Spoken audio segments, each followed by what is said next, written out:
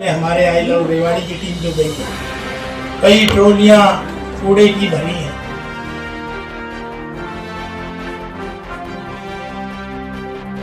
तहसील में तो पब्लिक का आवागमन होता है, सब कुछ होते हुए भी वहाँ व्यवस्था नहीं बन पा रही।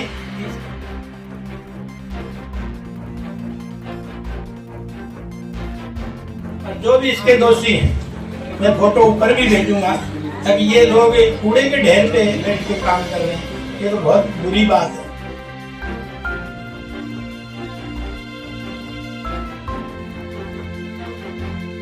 एक तहसील ही देखिए, अब हम हर दफ्तर में जाएंगे, हर ऑफिस में जाएंगे।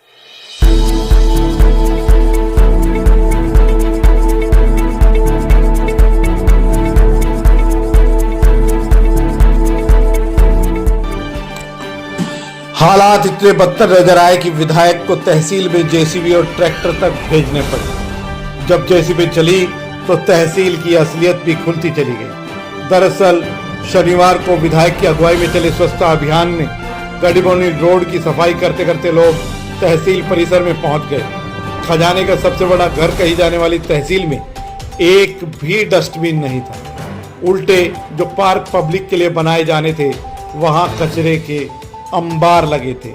कचरा भी कोई थोड़ा बहुत नहीं, बल्कि इतना ज्यादा कि उसे उठाने के लिए जेसीबी और ट्रैक्टर तक भेजने पड़े। अकेले तहसील परिसर में से 5 ट्रॉली कचरे की निकाली गई। जो अधिवक्ता तहसील में बैठते हैं, उनकी सीटों के नीचे इतनी गंदगी थी कि सब हैरान रह गए। सब यही कह रहे थे कि लोग यहाँ बैठते कैसे हैं। इसके बाद विधायक लक्ष्मण यादव ने कहा कि तहसील में जिस तरह से कचरे का अंबार निकला है, वह शर्मसार करने वाला है। उन्होंने कहा कि अब से वह हर विभाग में पहुंचेंगे ताकि वहां की सफाई व्यवस्था को जांचा जा सके। जहां तक बात तहसील की है तो इसकी फोटो सीएम कार्यालय भी भेजी जाएगी। अब आपका अपना आदित्य हॉस्पिटल सर्कुलर रोड से सन सिटी में शिफ्ट हो चुका है। वही अनुभव, सेवा और समर्पण अब नई जगह और नई मशीनों के साथ 24 घंटे उपलब्ध। लोकेशन के लिए ये क्यूआर कोड स्कैन करें और अधिक जानकारी के लिए संपर्क करें। भाई नहीं है तो हम समाज से क्या अपेक्षा रखते हैं। तो मैं तो जहाँ भी तहसील में हमारे आई लव रेवाड़ी की टीम जो गई है, कई ट्रॉलियां कूड़े की भरी हैं। जहाँ इतना बड़ा आप देखेंगे रेवाड़ी जुड़ी हुई है। तहसील में तो पब्लिक का आवागमन होता है, सब कुछ होते हुए भी वहाँ व्यवस्था नहीं बन पा रही। इसके लिए भी इसको चुस्त दुरुस्त करेंगे।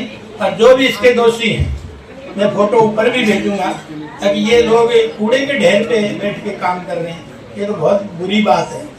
कम से कम हम मानव उस योनि में तो जिए, पर मानव योनि में जिएंगे तो हम सफाई जरूर होगी।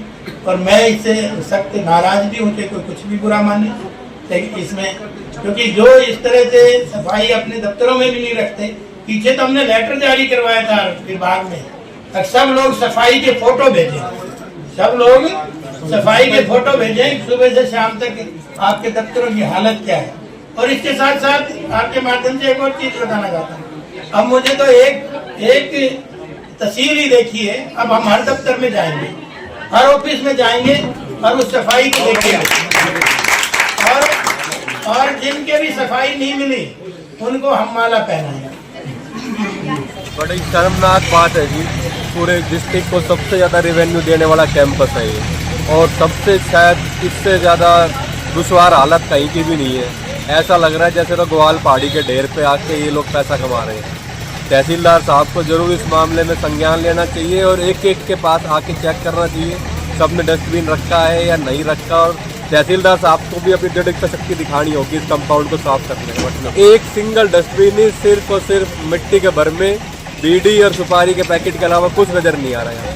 हमारे तो मुख्य सचिव महोदय ने चिट्ठी लेटर निकाला हुआ है कि सभी अपने अपने कार्यालयों में सफाई सुनिश्चित करेंगे, नहीं होंगे तो उनके खिलाफ कार्रवाई की जाएगी। ये चीफ सेक्रेटरी साहब की तरफ से लेटर लिखा हुआ है, लगा सबको प्रेषित है, उसके बावजूद ये हालात है। तो जो अधिकारी हैं उनको देखना चाहिए, और अगर उनकी इच्छा शक्ति हो तो नगर परिषद के सफाई कर्मचारियों को भी दोपहर बाद बुला के करा सकते थे।